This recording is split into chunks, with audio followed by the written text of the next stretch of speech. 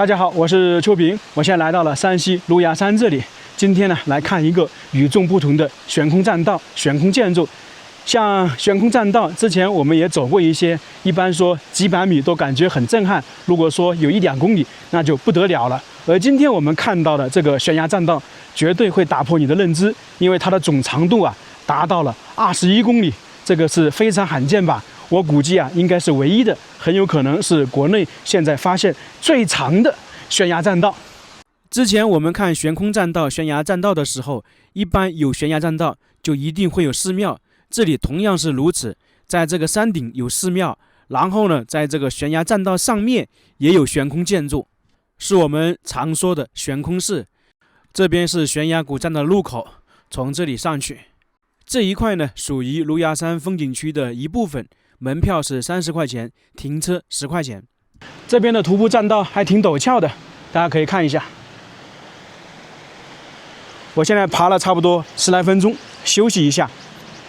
这个大山里面还是挺凉快的，甚至说有点冷。这边上山的话有2种途径，一种呢是像我这种徒步上来，另外一种呢是骑马。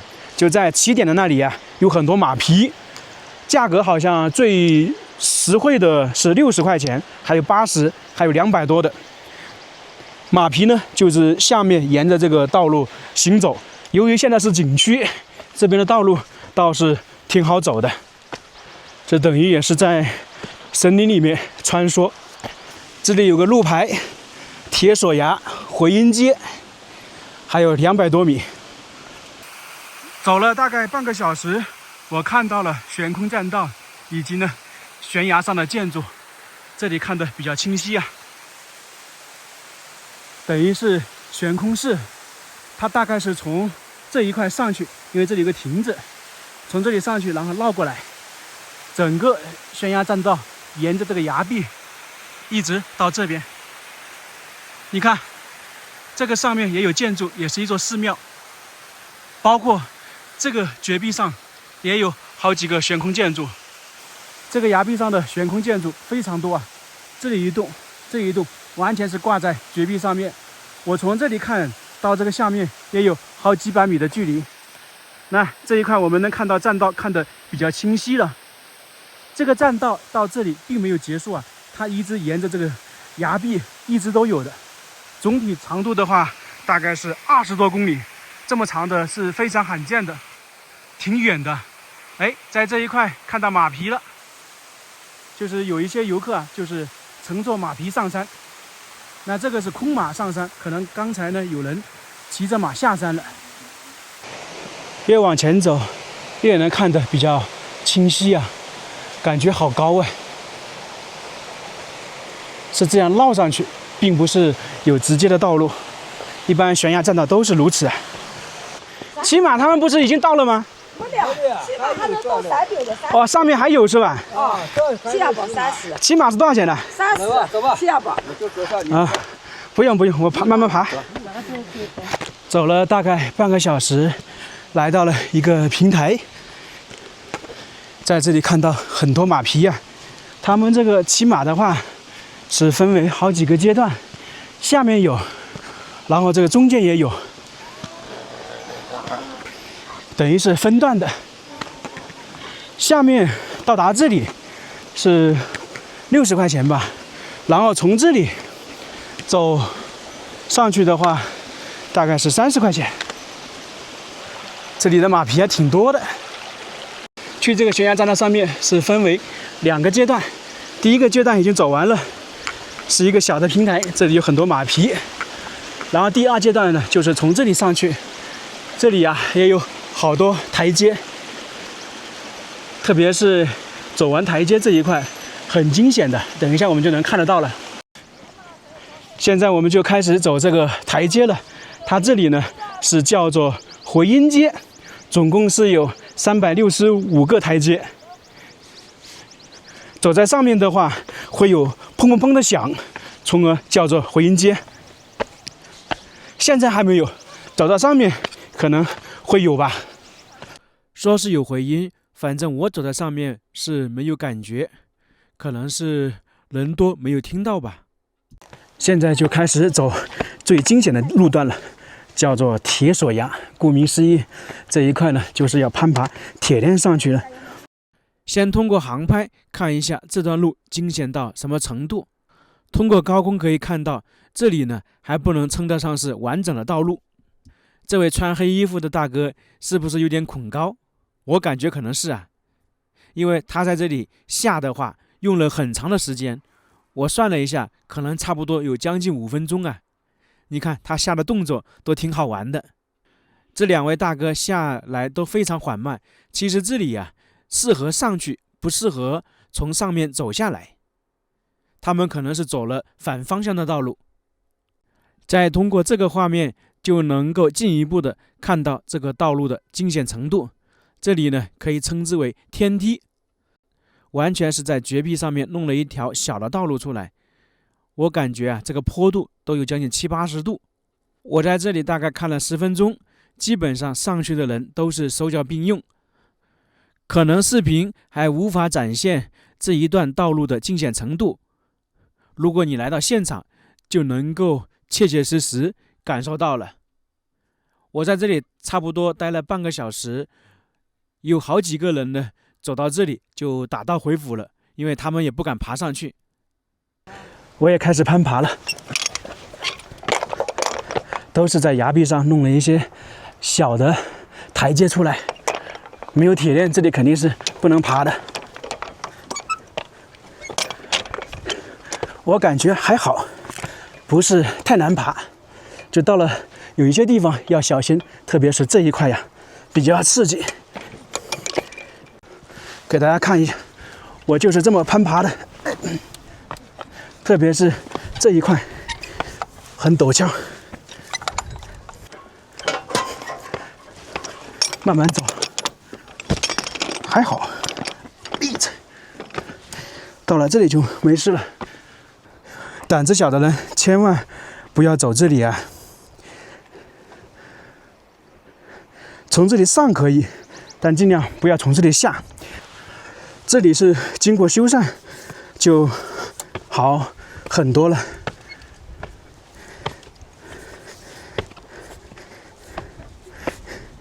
说真的，爬这个绝壁栈道，我总觉得是我上次去的那个莲池庵更惊险、更刺激。这里对比那边真是小巫见大巫了。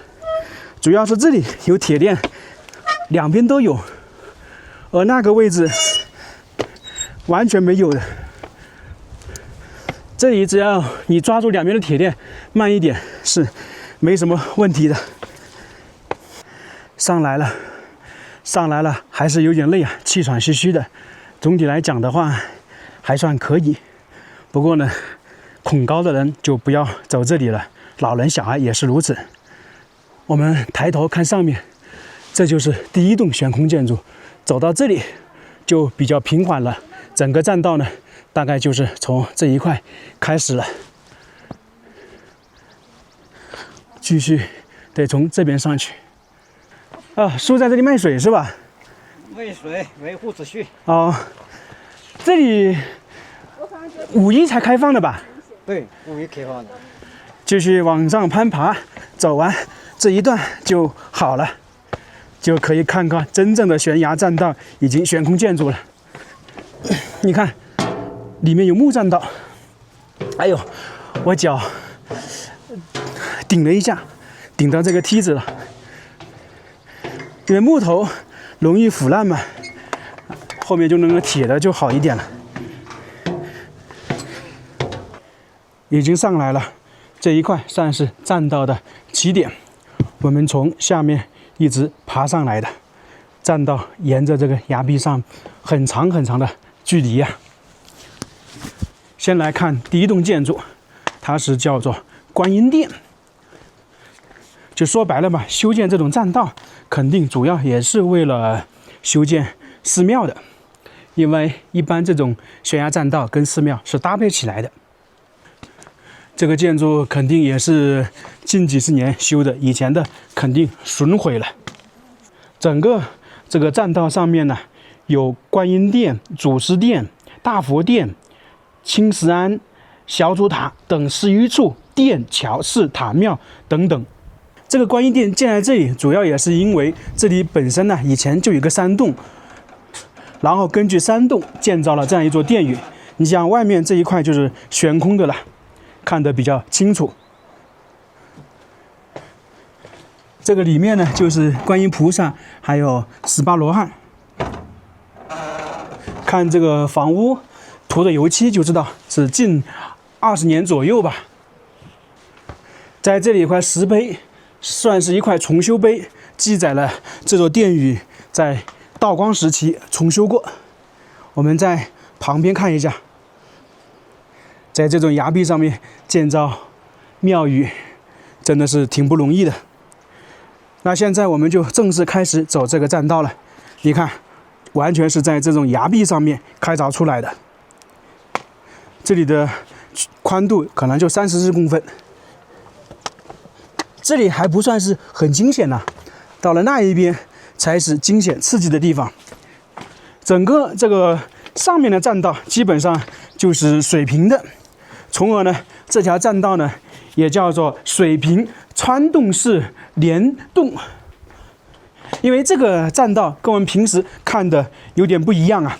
首先，它的长度非常长，按照考证大概是21公里，它是唐朝贞元时期开始开凿的，到现在呢已经有1000多年了，这是一点。还有呢，这个栈道啊，它并不是简简单单的栈道。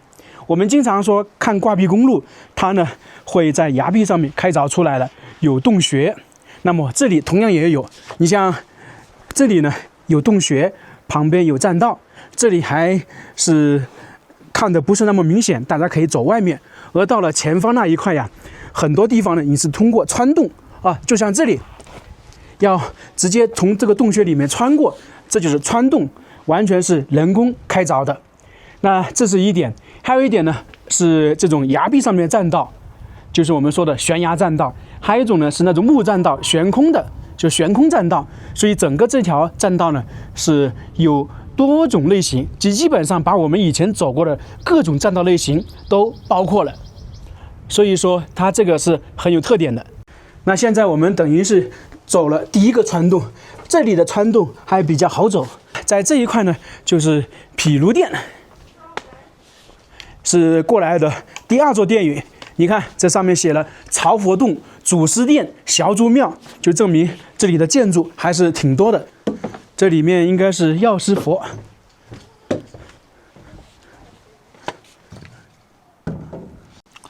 这门都锁住了。我们现在走的这个栈道其实都是经过修缮的。你像这一块如果没有堆积这个石头，肯定是不好走的。你像这一块以前也是有殿宇的，只不过损毁了。看这里的情况，以前这里应该也是有一条道路的，很有可能他们当时修建栈道的时候，或者是有人来这个寺庙可能会从这里走啊。在这一块以前应该也是有建筑的，因为看地面上能够看得清楚。这里地面是铺平的，我感觉以前应该也有一个小的建筑在这一块。它既然在这种崖壁上面建造寺庙，肯定是不会浪费空间的。现在我们就要开始走这些穿洞了。刚刚呢，在这一块有一对夫妻站在这里，站了挺久的，可能就是打卡拍照。这边的穿洞就比较矮小了，你看前方的高度可能就1米，而且比较窄，只能过1人。这人是一定要低着头走的。这一块的穿洞还相对来说高一点，再往前走的话，那个穿洞更窄更低。过来之后就是栈道了，这一块有木栈道。我们说整个这个悬空栈道呢，有木头的，还有崖壁上行走的，还有穿洞，这就是木头了，这只是一部分，前方还有啊。过来之后又是穿洞了。那这里弄了一个洞穴，我感觉啊，应该是以前的那个师傅修行的。在这里呢，还写了禁止大小便。那么我猜想，是不是真的有人这样做过？既然有这个提醒，那肯定是发生过这样的事情。到了这一边就比较惊险了，也是在这种崖壁上面开凿的，以前是绝对没有道路的，后面是经过人们开凿出来的。它是怎么开凿的呢？先用那个火烧红了，烧很久，然后呢把水泡上去，这样的话采用日胀也缩的原理，就使得更容易开凿。芦芽山真是好地方啊，夏天特别适合避暑。你像现在6月份，在这个山上还得穿着外套。那现在我们就来给大家更好的展示一下这个栈道好不好走。你像这一块，我人已经直接顶着石头了，这样走肯定不行，一定得这样弯着腰，这样我又顶住了。那等于当时他们开凿的人就更不容易了，要不是蹲着开凿，要不是坐着开凿，可能每天呢这样顶上顶下都要顶好多次。说到这里，真的只佩服古代的工匠啊！哎呦，这一块就不好走了，越来越低了，不容易啊！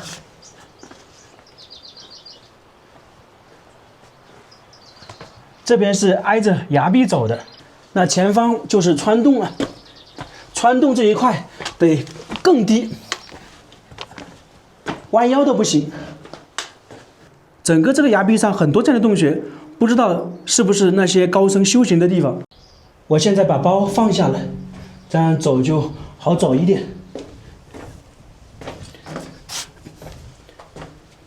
哎呦，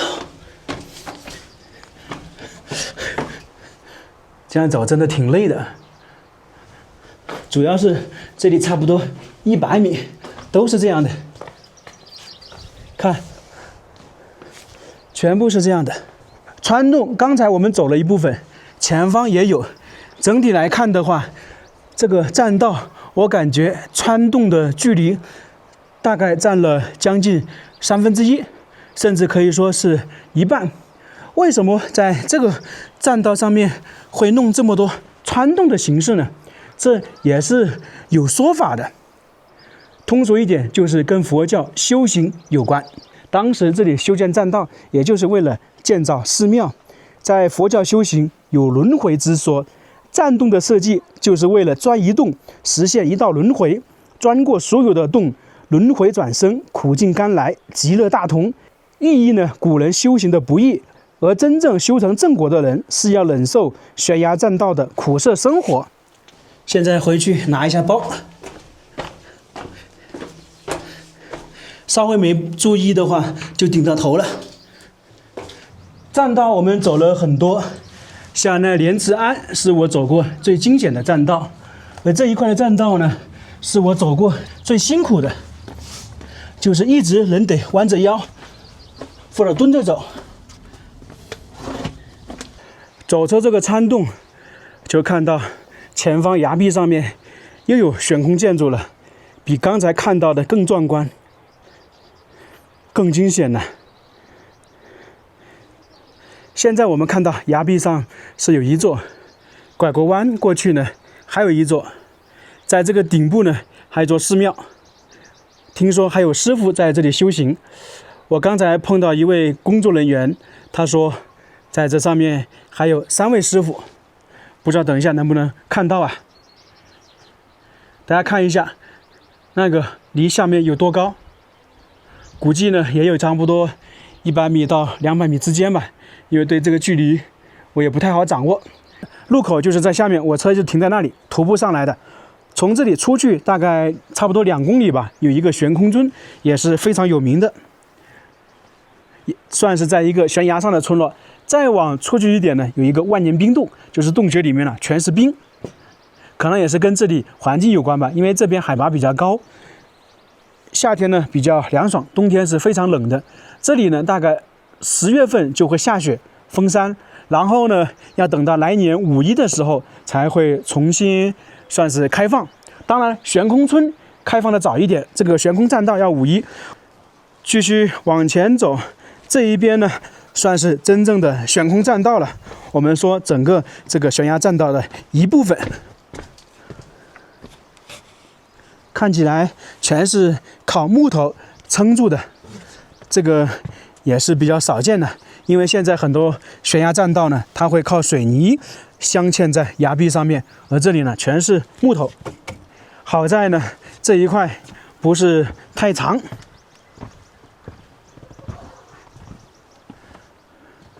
这边呢也是木头弄的，这里的空气非常好啊，一直有一股凉飕飕的冷风吹过来。以前刚建造这条栈道，那肯定是没有这些防护措施的，这可能也是近几十年搞的。到了这里，又是比较难走了。说来说去，还是得佩服以前的这些工匠啊。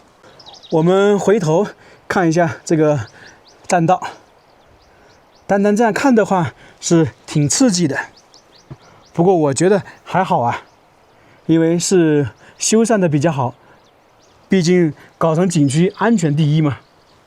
越往前走，离那个镶嵌在崖壁上的建筑越来越近了。这里呀，就相对来说会很难走了，比刚才那个穿洞更窄更低啊。这里真的得蹲着走了，你稍微一抬头就顶到了，弯腰都不行。给大家看看到底有多长，看到没有？这里还拐个弯呢。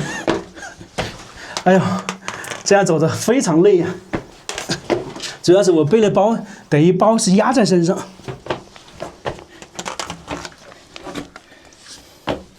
这里可能有50-60米这样的。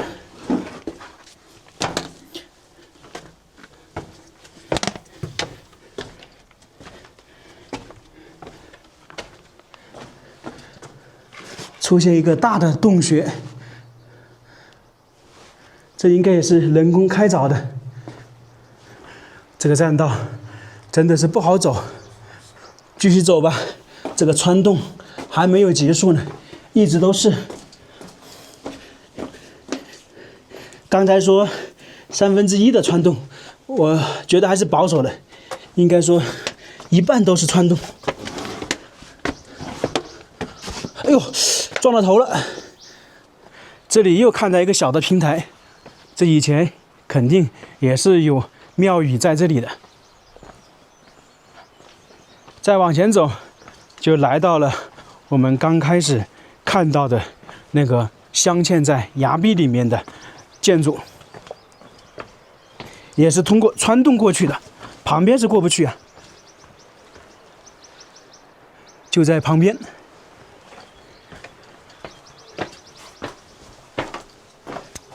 过来之后，发现是别有洞天。先看看它是靠什么支撑的，它总体的支撑还是在这个洞里面，外面这一块呀是悬空的。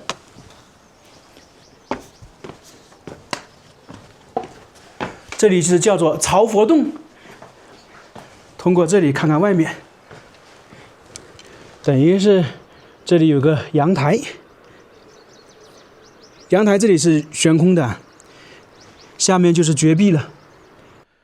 这样就能够清晰地看到这栋建筑是如何挂在悬崖绝壁上面，算是镶嵌在一个山洞当中。整个这个建筑看起来是有4层，其中呢上面是比较小的，也是根据山洞的形状来搭建的。就是不知道这个建筑有多少年，是明清时期留下来的，还是说近几十年重新复建的。总体来说，要在这个崖壁里面建造一栋这样的建筑是非常不简单的。你像现在建造都算是有一点困难，有一定难度的。现在这一块拆掉了，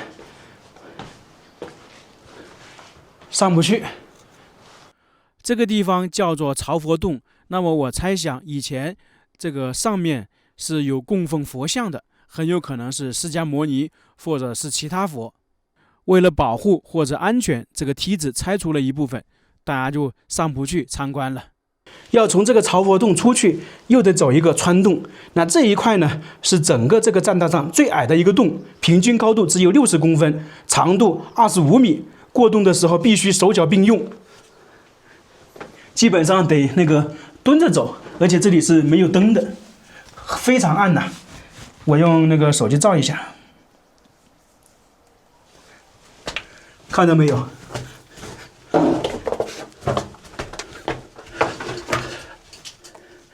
这一块走得好累呀，从这边出去吧。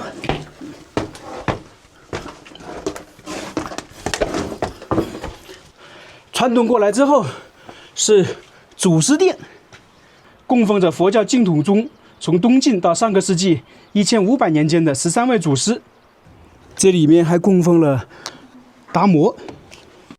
这栋建筑呢，也是在绝壁上面修建，跟刚才看到的不一样。它是先在这个崖壁上面修建了一个平台，靠这些石头堆积起来。修建完成之后，才在平台上面建造了一座殿宇出来。这座殿宇和刚才看到的，他们是靠一个穿洞连接着，这也是非常罕见的。可以说，这2栋建筑呢，也代表了古代工匠的智慧。这个悬空建筑大概也是唐朝那个时候最开始修建的。由于佛教呢，经过重新将近200年的那个发展，这个佛教呢又兴盛到一定的程度，在全国很多地方修建寺庙，特别是山西这一块呀，受佛教比较影响大。另外呢，它这一块呢比较稳定，没有什么战乱的影响，于是呢，山西这一块寺庙就比较多。那在这个芦芽山呢，环境好，气候好，于是呢，就有人选择在这个崖壁上面修建了栈道、寺庙出来，并且把这个栈道修建的长长的，总共有21公里，这也是非常罕见的。我觉得都有可能是中国最长的古栈道。另外，我们在这个崖壁上面，现在是看到4座悬空建筑。我觉得啊，在以前绝对是不止的，因为我们刚才来的时候看到一些遗址，就证明在整个这个栈道上面，以前还有其他的建筑，只不过随着时间很多被损毁了。那这一些呢是重新复建的，这都是历史的见证。这一块悬崖栈道比较惊险、比较累的地方就是走完了，现在出来了，我们去那个山顶寺庙看一下，因为说是有几位师傅在那里修行。那我们现在走的这一块是栈道，我猜想对面以前应该也是有栈道的。大家看一下这个上面风有多大，非常凉爽啊。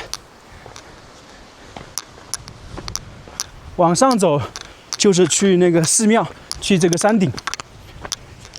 从这里上去是那个寺庙，叫做小祖庙，应该是到了。这里叫做小祖庙，是根据一位高僧名字由来的。相传呢，当时明朝末年，由于局势比较危险，崇祯皇帝的第4个儿子逃难来到山西，他是准备投靠一个总兵，结果来到之后，那个总兵已经战死了。那这个崇祯皇帝的第4个儿子呢，他为了躲避追杀，于是就来到了这个芦芽山里面，发现这一块环境好，于是呢就选择了这个易守难攻、不被发现的山顶来修行。最后呢，在这里圆寂。那这一座石塔就是他的安葬所在地。据说这个下面呢还有一个空间，我们俗称的地宫。这一块现在还有师傅在里面修行，不过呢不对外开放，我们就不进去了。到这里整个栈道和悬空建筑我们就差不多看完了，确实是大开眼界因为这样长的栈道是很少见的，我们现在也只是能够参观一部分。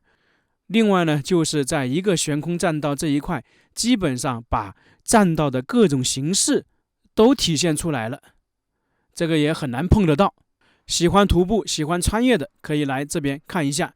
那今天这个视频就到这里了，非常感谢大家，我们下个视频再见。